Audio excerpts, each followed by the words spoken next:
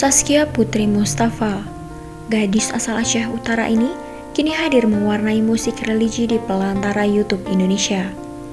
Melalui akun Rihon Music Official, Zaskia tampil memukau mengcover lagu Haddad Alwi dengan judul Marhaban Ya Ramadan.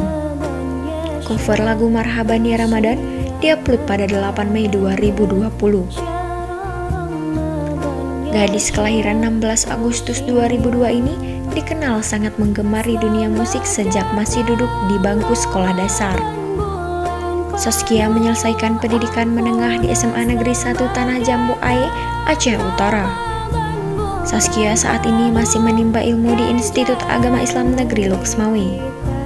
Gadis berparas cantik ini memiliki segudang hobi yang feminim, seperti menari, traveling, sampai shopping.